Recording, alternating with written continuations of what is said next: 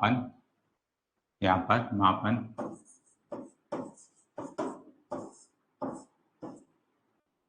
तो कुछ स्टार्टिंग में जो छोटे छोटे क्वेश्चन हैं, जीएस भी रहेगा तो वो आपको तैयार करना होगा।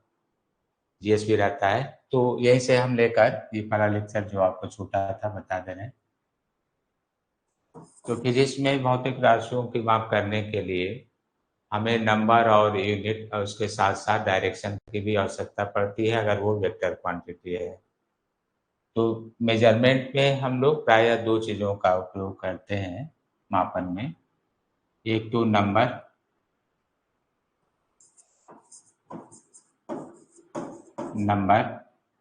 या संख्या, आप जानते ही हैं संख्या,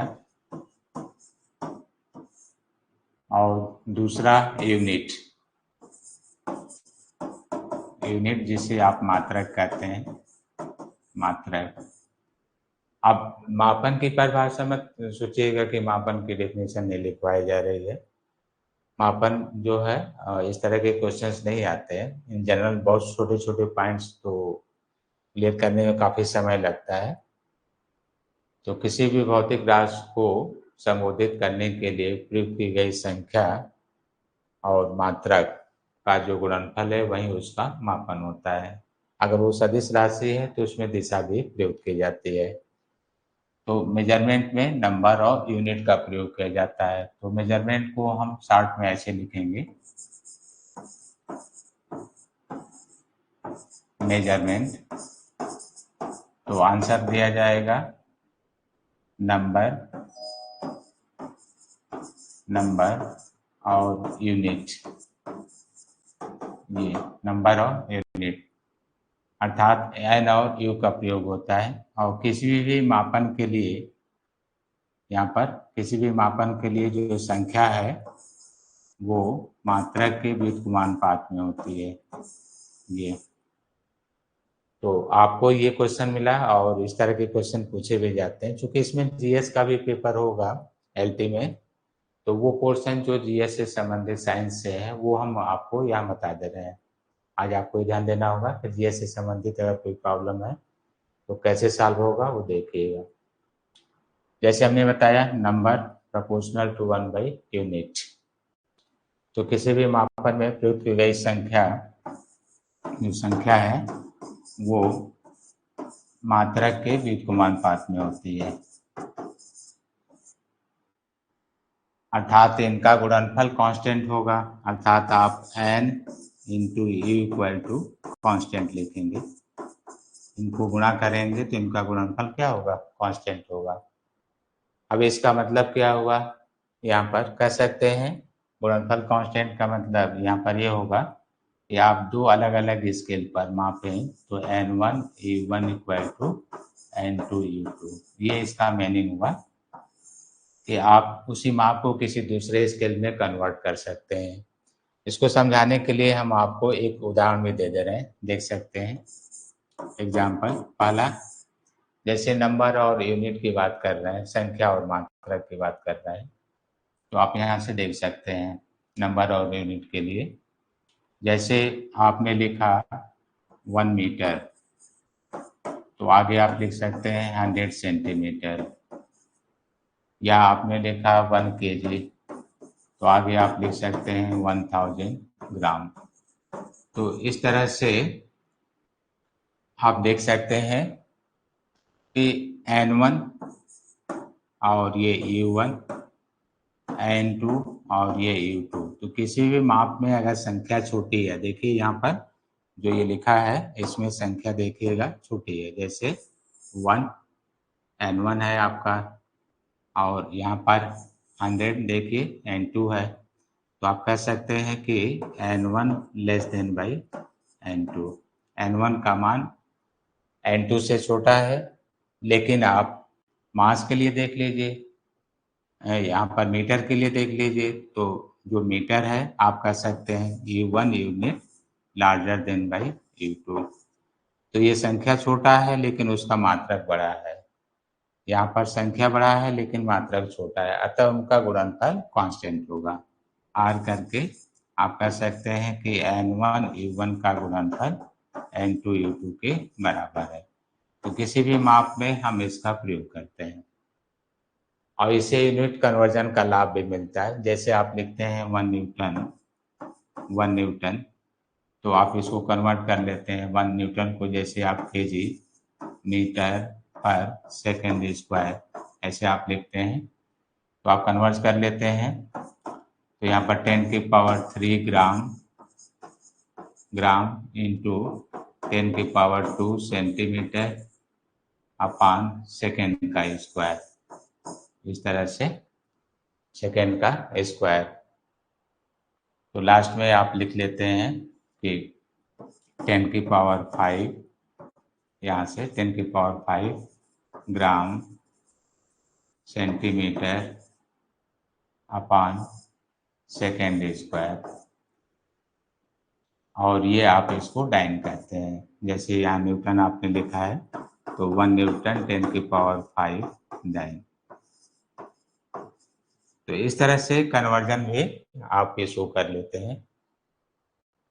तो इसका ग्राफ जो अभी हमने लिखा, इसका ग्राफ भी आपको दिया जा सकता है, ग्राफ। तो अभी हमने लिखा था, उसको देख लीजिए ग्राफ के लिए।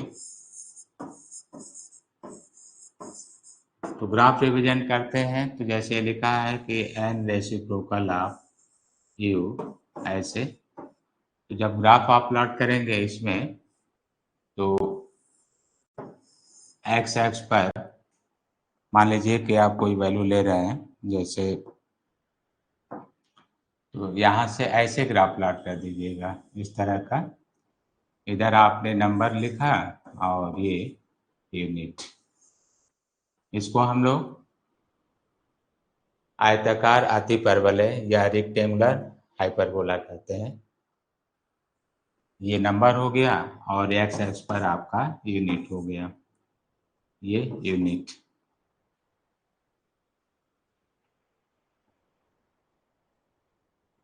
तो मापन में स्टार्टिंग में ये फिगर और इस तरह का कोई मान देता है, तो आप उसको नोट कर सकते हैं, सॉल्व कर लीजिएगा।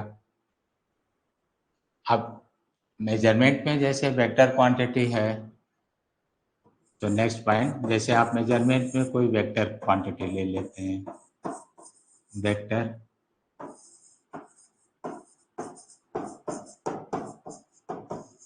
जैसे सदिश भौतिक राशियां, सदिश भौतिक राशियां, इस तरह का कोई मान आप लेते हैं, तो उसके लिए हम लोग मेजरमेंट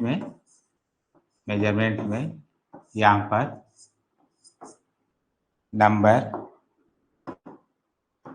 जैसे यहाँ पर नंबर, यूनिट और डायरेक्शन, दिशा, तो संख्या, मात्रक और दिशा का प्रयोग करते हैं। सदिश के लिए संख्या, मात्रक और दिशा का प्रयोग करते हैं।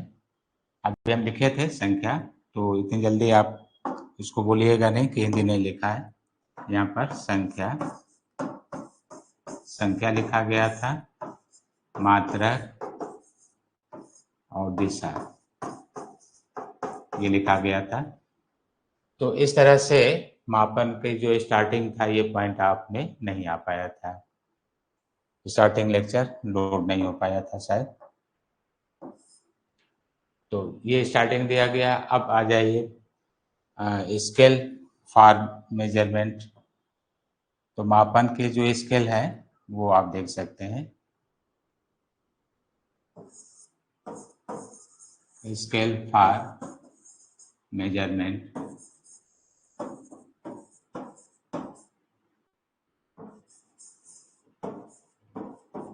स्केल फॉर मेजरमेंट, तो मापन के लिए जो स्केल है वो क्या है, वो आप देख सकते हैं इसमें मेजरमेंट।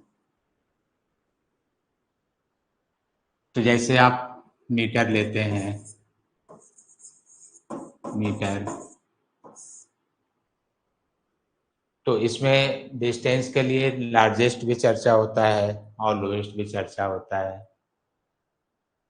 तो उसको आपको ध्यान देना होगा कि अगर लार्जेस्ट है तो क्या चर्चा होता है, लोएस्ट है तो क्या होता है। जो जीएस टाइप का वो क्वेश्चन आपको बता रहे हैं। जैसे कहता है कि लोएस्ट मेजरमेंट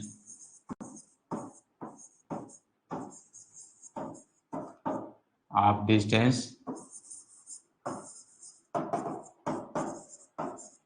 तो जो दूरी है, न्यूनतम दूरी की माप, तो यहाँ पर न्यूनतम दूरी की माप,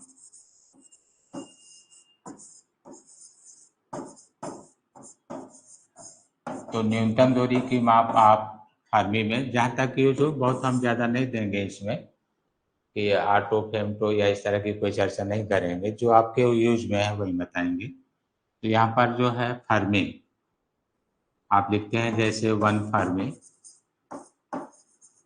तो 1 फर्मी, तो यहाँ पर 10 की पावर -15 मीटर,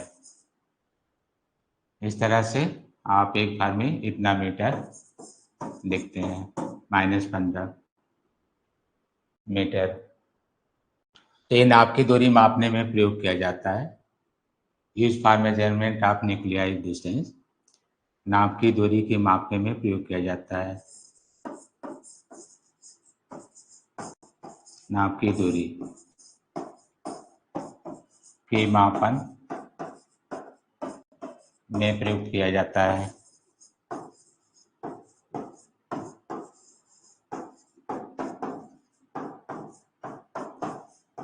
तो use for measurement of nuclear range, यहाँ पर लिख सकते हैं न्यूक्लियर रेंज, यहाँ से use for measurement of nuclear range, तो आप न्यूक्लियर रेंज के मापन में इसका प्रयोग करते हैं हर में। वैसे और भी छोटे छोटे स्केल हैं, ये आपको देखना ही चाहिए अपने से भी। जैसे फर्मी के अलावा आप एंगस्ट्रॉन लिखते हैं, 1 एंगस्ट्रॉन, तो 10 की पावर -10 मीटर, या नैनो है, माइक्रो हो, इस तरह का। तो इसमें हम लोग जैसे एंगस्ट्रॉन यूज करते हैं, तो एटॉमिक रेंज मतलब कि परमाणु दूरी की माप करते हैं, इसको आप कह सकते हैं एटॉमिक रेंज। एटॉमिक रेंज, या आप इसको परमाणु दूरी की माप के लिए प्रयोग करते हैं।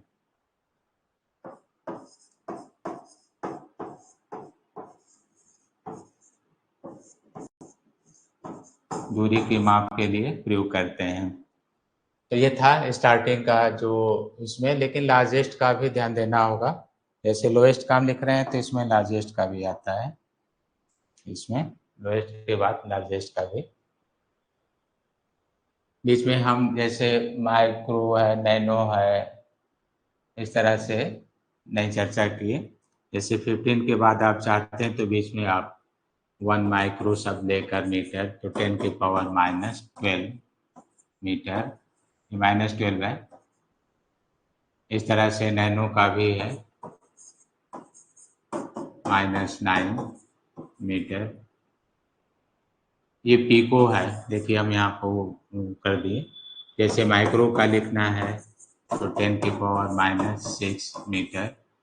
तो इस तरह से पिको है, नैनो है, माइक्रो है, तो इनके स्केल की आवश्यकता नहीं पड़ती है। तो साइंस में उन्हीं चीज़ों को ध्यान दीजिएगा जो यूज किया जाता है। बार बार जो है, जो स्केल की ज़रूरत नहीं है उसको लिखने का कोई मतलब ही नहीं है। माइक्रो का ज़्यादा यूज होता है फिजिक्स में, माइक्रो है। कभी कभी जैसे चार्ज में आता है, जैसे कि आपसे कहता है 1 पिको कूलाम, तो 10 की पावर -12 यहाँ पर कूलाम, या माइक्रो माइक्रो स्क्वायर कर सकते हैं। जैसे 1 माइक्रो कूलाम 10 की पावर -6 कूलाम, तो 2 बार ले लीजिए तो ये -12 हो जाएगा। तो कभी कभी इनमें पिको का भी यूज हो जाता है, नहीं तो बार बार नहीं आता है। तो आप स्टार्टिंग में इसको देख लीजिएगा। आ जाइए थोड़ा लार्ज डिस्टेंस पर, उसकी हम चर्चा कर दें। लार्ज डिस्टेंस में माइक्रो के बाद जैसे पिको, नैनो या मिली, इसको आप लेफ्ट कर दें तो लार्ज में जैसे आपसे पूछा जाता है कि लार्ज डिस्टेंस का मेजरमेंट कैसे करते हैं, तो measurement of large distance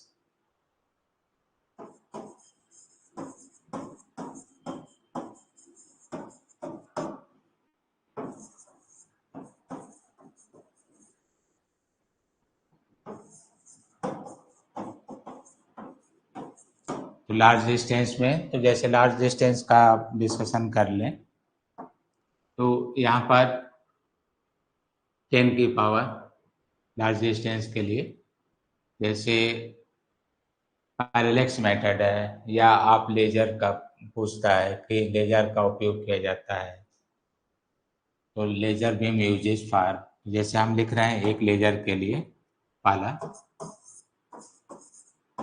laser beam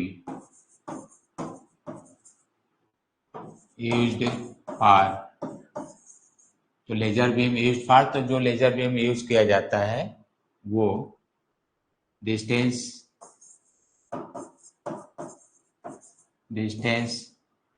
between earth and सन,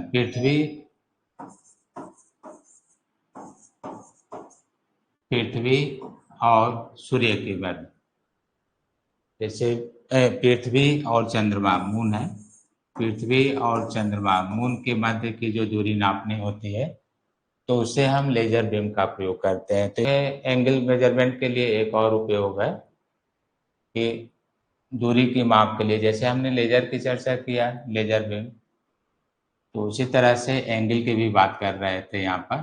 तो एंगल या कोण का प्रयोग किया जाता है अधिकतम दूरी की माप करने के लिए, जिसमें हम पैरेलैक्स मेथड भी करते हैं कोण का प्रयोग।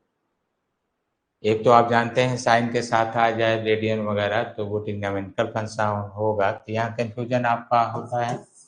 मापन में एंगल का प्रयोग दूरी के लिए किया गया है, कोण का प्रयोग, यहाँ पर कोण का प्रयोग एंगल का, तो इसको दिखाना है तो आप ऐसे देख सकते हैं कि जैसे यहाँ पर कोई सरफेस, अर्थ को ही ले लीजिए, अर्थ सरफेस है और आप यहाँ से अर्थ सरफेस से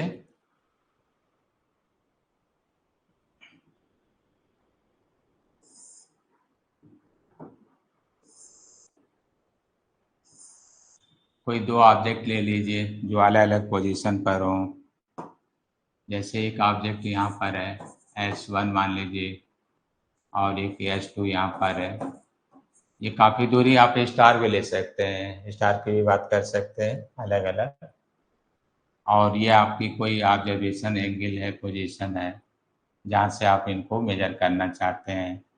ये कोई टेंजेंट लाइन खींच दे रहे हैं इस पर ऐसे, जैसे आप किसी प्लेन में एक्स वाई मानते हैं उस तरह से हम चर्चा कर रहे हैं। ये एंगल आप इसको θ1 और इसे θ2 मान लीजिए, तो ये जो एंगल होगा डेल थीटा होगा, तो यहाँ से del theta equal to θ2 minus θ1, ये आप लिख सकते हैं, और ये इनका सेपरेशन होगा।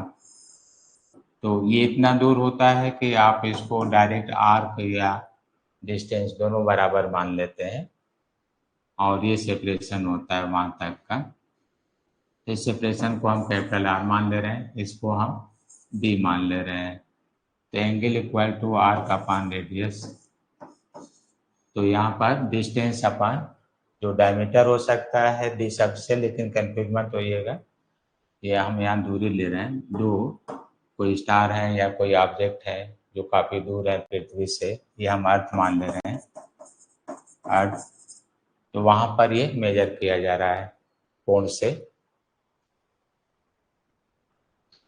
तो कोण बराबर अभी हमने बताया 4/त्रिज्या, तो ये आपको डी जो है आर्क है, जब बहुत दूर हो तो आर्क डिस्टेंस के इक्वल हो जाता है, जो उनका सेपरेशन होगा उसके इक्वल आता है, आर्क दूरी के बराबर आता है दूरी, और ये आर आपका त्रिज्या हो जाएगा, रेडियस या त्रिज्या, रेडियस या त्रिज्या होगा।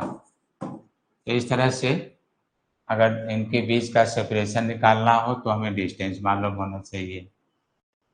तो यहाँ रखकर हम ज्ञात कर लेते हैं, कोण का ये उपयोग है, कोण का। तो एंगल द्वारा जो है दूरी की माप करना लार्जेस्ट डिस्टेंस का, ये आपको अभी हम बता रहे थे एंगल द्वारा। अब दूसरा देख सकते हैं, इसी में अभी हमने चर्चा किया था उसको भी बता रहे हैं, पैरेलैक्स मेथड।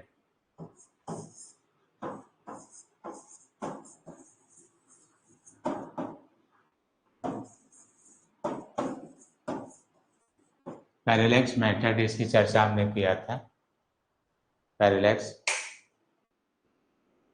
तो यहाँ पर भी एंगल का प्रयोग किया जाता है, इसको भी आप देख सकते हैं। एंगुलर पोजीशन लेकर हम किसी स्टार की पृथ्वी से या किसी प्लेनेट से दूरी ज्ञात कर सकते हैं।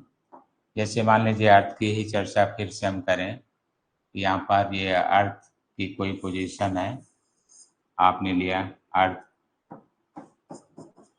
और यहाँ से कोई कुछ दूरी पर आप मान लीजिए कि यहाँ आपको एक स्टार दिखाना चाहते हैं कि यहाँ पर कोई एक स्टार है, और उससे आप ऑब्जर्व करना चाहते हैं अर्थ सरफेस से, और एक से अधिक स्टार हैं उनको भी आप ऑब्जर्व करना चाहते हैं, एक से अधिक स्टार हैं तो जैसे एक स्टार आप यहाँ भी ले सकते हैं, S1 S2, और ये साइड में लिखना चाहिए था, और साइड में इधर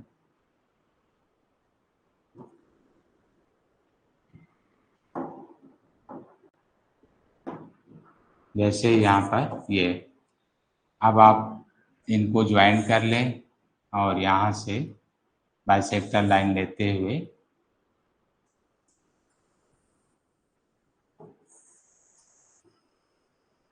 इस तरह का कोई एक पोजीशन दिखा सकते हैं, और यहाँ अर्थ का एक पूरा ये भाग आप सेंटर से भी लेकर यहाँ से भी दिखा सकते हैं, और यहाँ से एक टेंजेंट लेकर, जो पैरेलैक्स है वो टेंजेंट का होता है।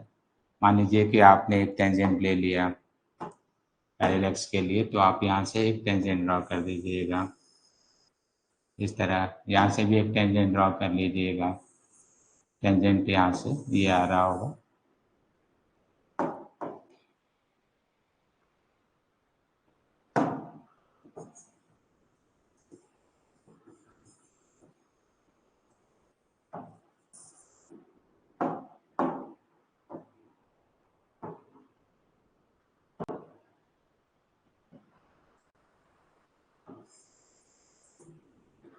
तो टेंजेंट लाइन लेकर तो इसको एक एंगुलर पोजीशन, जैसे मान लीजिए यहाँ से आपने लिया ये टेंजेंट का ऐसे, तो इधर भी एक एंगुलर पोजीशन आपको प्राप्त हो जाएगा ऐसे।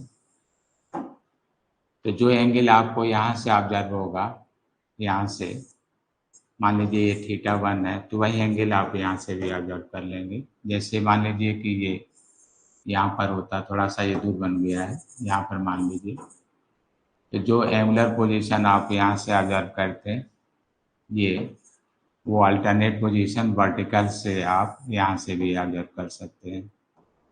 θ2 मान ले रहे हैं, θ2। ये फिगर थोड़ा सा स्टार्टिंग में बैलेंस नहीं बना, तिरछा था, तो ऐसे देख लीजिए, थोड़ा सीधा कर दे रहे हैं। जैसे ये डायमीटर है, आप ये लाइन ले लीजिए पूरा ऐसे, ये आपको ये ऑब्जेक्ट है यहाँ पर, खाली एक का देख लीजिए, और ये एंगुलर बन गया ऐसे। फिर यहाँ से भी देख लीजिए, ये बन गया। अब आप एक परपेंडिकुलर लाइन ड्रॉ कर लीजिए ये, तो यहाँ से जो एंगल आप लिखेंगे, जैसे θ1 तो ये θ1, इधर से θ1 तो ये भी θ1, तो यहाँ से ये एक स्टार यहाँ बैठा दीजिए, तो डिस्टेंस आप निकाल सकते हैं। जैसे मान लीजिए कि एक स्टार आपने यहाँ दिखा दिया, S1 एक स्टार आपने यहाँ दिखा दिया, S2। तो पैरेलैक्स मेथड, ये देखिए दोनों लाइन पैरेलल हैं ये, और ये अर्थ आपने लिया है, ये अर्थ का डायमीटर है। तो अर्थ का डायमीटर आपको पता है ऑलरेडी, पहले से मालूम है। ये अर्थ का डायमीटर कितना है, व्यास कितना है, ये सेंटर है। तो आप यहाँ से एंगल देख सकते हैं कि एंगल इक्वल टू ये आधा कर दीजिएगा डायमीटर का, और ये रेडियस के इक्वल मान लिया जाता है। तो यहाँ से एंगल θ1, तो आप इसको r अपान ये सेपरेशन हो जाएगा, इसको मान लीजिए कैपिटल R है। इसी तरह से इधर से भी आप ले सकते हैं ये, इसके लिए तो θ1, तो फिर वही r अपान ये भी r है, वो कैपिटल R है। जो टोटल एंगल है 2θ1 वो आपको मिल गया 2r अपान कैपिटल R, और 2r जो है यहाँ से यहाँ, ये separation between S1 and S2, यहाँ से यहाँ तक का सेपरेशन हम d मान ले रहे हैं।